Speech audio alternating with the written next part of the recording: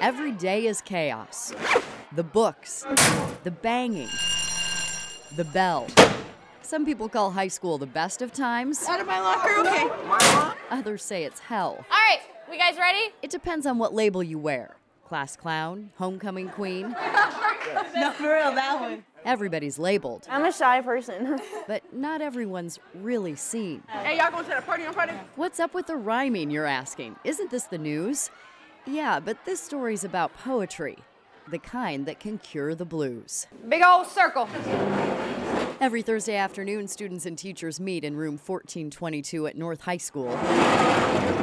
This isn't detention, and it's not a class. So, do we have any volunteers? The kids here aren't earning credits I changed my topic, though. or worrying about grades. You also need to be thinking of ways that Callie can improve her writing specifically. The words are all theirs, It was the end of the world. scratched out on notebooks, Wanna go home, scream for help. tapped out on laptops, Getting smacked with the smell of homemade pancakes, but knowing you can't have any. and performed for the group. You had this two-word wordplay rhythm going on there. I love the imagery in the poem. I'm a little confused. This is Movement 515. The audience is really going to catch that. Emily Lang and Christopher Rollins are the teachers behind it. It started out of Share the Mic, having a show where kids would perform. When we realized how much interest there was to write and to use their voices, we thought we have to start a writing workshop. I felt my stomach curl up. Leah Waftel It's chewing me apart from the inside out. was one of the first I am empty. to show up. I am chasing a revenge deep into myself down highways called veins where I once wrote the word happiness in blue ink for an older me to find someday.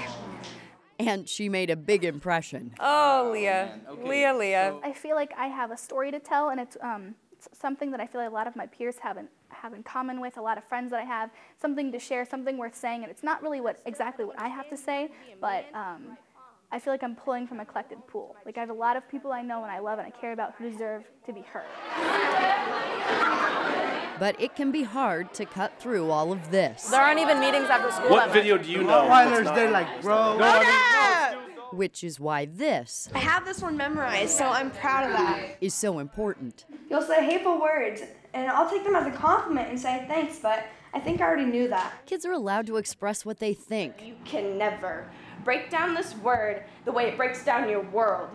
Loneliness is the epitome of just plain down. and how they feel. Loneliness makes your body ache. I want to know why this emotion must exist. Who gave it this much power? The power to take down my world. Even though things break down and decompose, what is left is always used to make something new and very much alive. They have really strong ideas, and a lot of times they act out just because they want to be heard. They want to know that their voice is important. They want to know that their opinions are important. No topic is off limits. And they're not all serious and deep. And with sweat dripping in my eyes, I could barely notice to see a zombie in front of me. He charged at me, knocked me down at fast pace, and sunk his sharp teeth into me like an apple.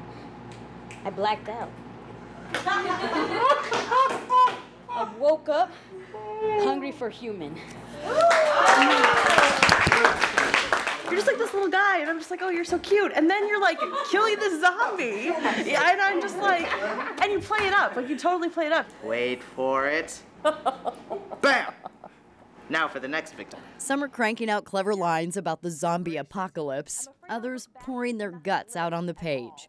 With every word, everyone here is changing. I normally can't stop moving, but up there I just get into the poem, and it's just that's all I focus on up there. It's a bit awkward, like at first, and then, well, obviously you get a little nervous. He kind of went from like that awkward middle school kid to owning the awkwardness and being okay with the awkwardness and using that to his advantage. And I think that that's been really fun to see. I make a difference in the face of doubters and haters and legislators. Kids who may have felt invisible suddenly have an identity, a positive one, and it's rubbing off on the people around them. They're the ones that are showing our schools and our community that, you know, it's okay to be who you are. Don't be ashamed of who you are. Own who you are. Bullying has really, ceased to exist in our school because everyone is starting to really accept each other for who they are, and that's been very beautiful. And this isn't just about them. In just 1 year, we've been able to raise over $2,000 for nonprofits just by having our students write about issues that were important to them, and they tell stories that all of us can relate to. And better to stand up and speak out instead of blending in. That feels great because it's something, I mean, we love doing. This is a passion. We're having fun at doing this, and the fact that it benefits other people, that's like the icing on top of the cake. It's fantastic.